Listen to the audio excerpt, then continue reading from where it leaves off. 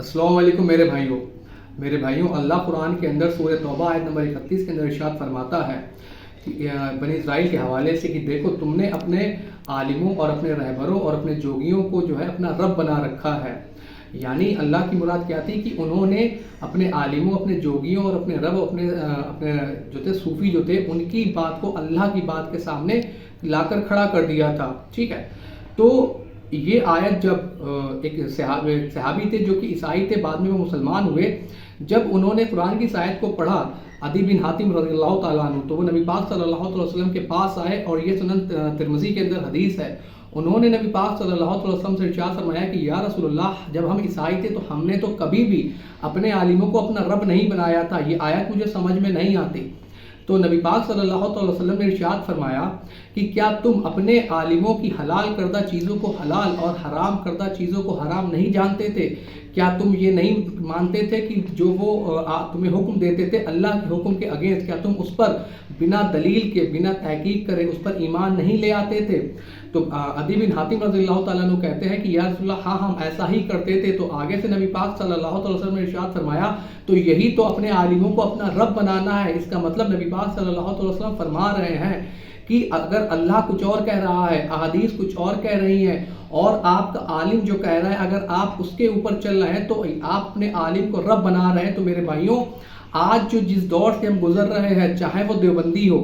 बरेलवी हो, अहले हदीस हो, या फिर इंजीनियर साहब के जो मानने वाले हैं वो हो, मेरे भाइयों बेशक इन सबके अंदर मुखलिस लोग भी मौजूद हैं जो अपने आलिमों की बात से इनकार करते हैं कुरान और हदीस की तहकीक में। ठीक है, लेकिन अफसोसजनक बात यह है, अफसोसनाक बात यह है कि इन सबके अंदर जो अक्सरियत है,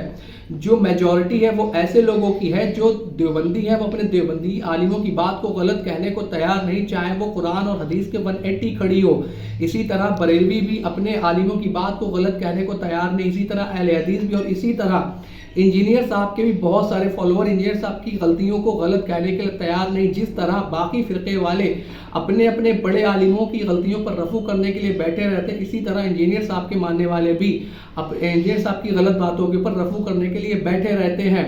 मेरे भाइयों, ये मामला इतना आसान नहीं है। आप समझे कि अल्लाह ने कुरान के अंदर फरमाया कि और जिन्होंने अपने आलिमों को अपना रब बना लिया, और नबी पाक सल्लल्लाहु अलैहि वसल्लम ने उस आयत की तशरीह करके बता दी कि जब वो अपने आलिमों के कौल को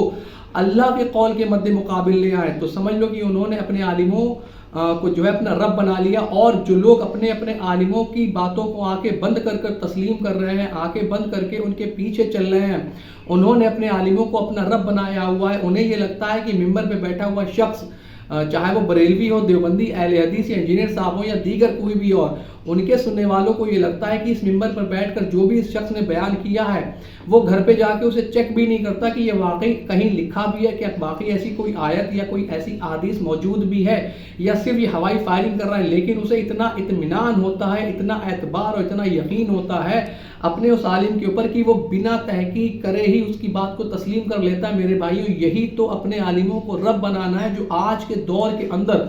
मुसलमानों की अक्सरियत ने अपने अपने आलिमों को बना रखा है। बुखारी शरीफ की हदीस है, नबी पाक सल्लल्लाहु अलैहि वसल्लम इरशाद फरमाते हैं कि तुम्हारे अंदर भी वही खराबियाँ जो है वो आ जाएंगी, कदम बर कदम, बालिश बर बालिश,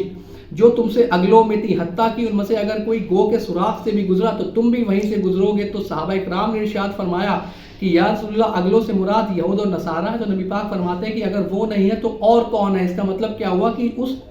कौमों के अंदर जो भी बुराइयां थी, जो भी कमियां थी, वो इस कौम के अंदर आना लाजमी है। और उसकी एक निशानी कुरान ने खुद फरमा दी कि देखो इन्होंने अपने आलिमों को अपना रब बनाया। नबी पाक सल्लल्लाहु अलैहि वसल्लम ने उसकी तशरीह फरमाई हदीस के अंदर कि आलिमों को रब किस तरह बनाया जाता है कि उनकी सही बात हो या गलत बात हो, बस आंखें बंद करके तस्लीम कर लेना, बगैर तहकीक के तस्लीम कर लेना, बगैर पढ़े हुए,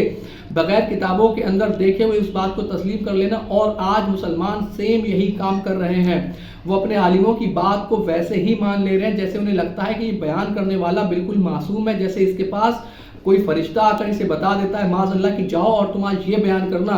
और फिर उस झूठ और फरेब भरी कहानियों पे वो जो है सुभान अल्लाह और माशाअल्लाह की दादे देते हैं। उनकी अक्लें इतना भी काम नहीं करती कि घर पर जाकर एक बार हम चेक कर लें कि क्या वाकई کہ یہ کتابوں کے اندر درج ہے۔ یہی حال دیوبندی بریلوی اہل حدیث میں تو کب سے چلا آ رہا تھا، اور یہی حال اب انجینئر صاحب کے بھی ماننے والوں کے اندر آ چکا ہے۔ میں نے 12 ایسے دیکھے انجینئر صاحب کے ماننے والے کہ جو بالکل کلیئر کٹ انجینئر صاحب کی غلطی ہوتی لیکن وہ اسے غلطی ماننے کو تیار نہیں ہوتے۔ اس ایک شخص نے تمہیں سکھایا تھا، تمہیں بتایا تھا کہ کس طرح اپنے بڑوں سے اختلاف کرنا ہے علم کی بنیاد پر، کس طرح ان کی غلط بات کو غلط کہنا ہے علم کی بنیاد پر، ان کی ذاتیات پہ نہیں آنا، لیکن تم نے اس بندے کی تعلیمات کو کنارے کر دیا، تم نے اس بندے کی تعلیمات کو سائیڈ لائن کر دیا اور وہی سب کرنے لگے جو ان فرقوں کے ماننے والوں نے کیا۔ میں انجینئر صاحب کو جو ان فرقوں سے جوڑ نہیں رہا، لیکن ان کے جو ماننے والے ہیں، ان کے جو فالوورز ہیں، ان کے اندر من و ان وہی باتیں آ چکی ہیں جو ان دیوبندی بریلوی اور اہل حدیثوں کے اندر موجود ہے۔ میرے بھائیوں، اپنے عالموں کو اپنا رب نہ بناؤ، یہ شرک ہے، یہ شرک ہے۔ اپنے عالموں کی باتوں کے اوپر آنکھیں بند کر کے تسلیم کر لینا کہ ہاں مفتی طارق مسعود صاحب نے کہہ دیا تو بالکل صحیح ہوگا، یا ڈاکٹر اشرف آصف جلالی نے کہہ دیا تو بالکل صحیح ہوگا، یا توصیف الرحمان نے کہہ دیا تو بالکل صحیح ہوگا، یا انجینئر صاحب نے کہہ دیا تو بالکل صحیح ہوگا۔ ایسا نہیں ہوتا میرے بھائیوں، یہ سارے لوگ بہت بڑے عالم ہیں، اس کے اندر کوئی شک نہیں، لیکن بالآخر انسان ہے، ان سے جو ہے غلطیاں بھی ہو سکتی ہیں، ان سے غلط بیانیاں بھی ہو سکتی ہیں، لیکن کم سے کم ان کے اسٹیٹمنٹس کو، ان کے قول کو آپ قرآن و حدیث کے اوپر جانچیں اور دیکھیں کہ کیا واقعی یہ باتیں میچ کر رہی ہیں قرآن و حدیث سے۔ اگر کر رہی ہوں تو آپ ان کی باتوں کو لے لیں، اگر نہیں کر رہی ہیں تو آپ ان کی باتوں کو چھوڑ دیں، اور اگر آپ ایسا نہیں کر پا رہے ہیں اور آپ کو لگتا ہے کہ یہ کوئی بھی غلط بیانی نہیں کرتے تو آپ یہ سمجھ لیں کہ آپ ان عالموں کو اپنا رب بنا رہے ہیں، کیونکہ وہ قرآن کے اندر آیت بھی آ چکی ہے، نبی پاک صلی اللہ علیہ وسلم نے اس کی تشریح بھی کر دی، اور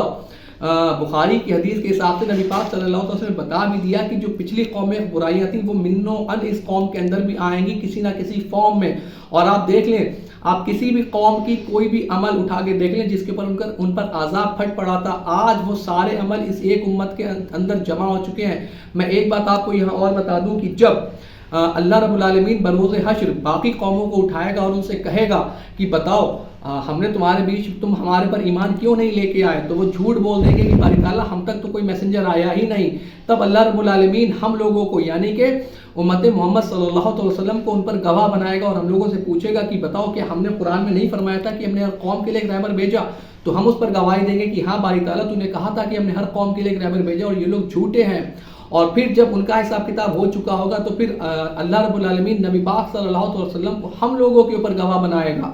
اور وہ جب وہ نبی پاک صلی اللہ علیہ وسلم ارشاد فرمائیں گے کہ باری تعالیٰ میرے جانے کے بعد ان لوگوں نے قرآن کو پس پشت کر دیا تھا، یعنی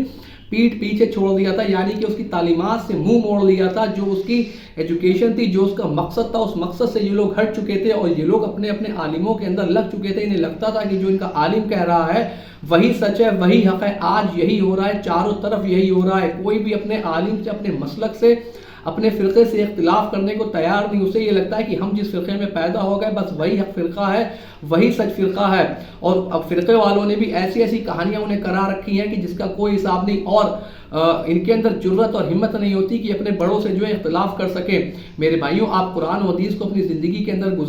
اتاریں، آپ قرآن و حدیث کا مطالعہ کریں، آپ دیکھیں کہ آپ کو پتہ چلے گا کہ جو دین آپ کو دیا گیا وہ دین جدا تھا، اور جو دین قرآن اور حدیث کے اندر موجود ہے وہ دین جو ہے وہ جدا ہے۔ اللہ رب العالمین ہم سب کو سچے دین پر چلنے کی توفیق عطا فرمائے۔ الا البلاغ۔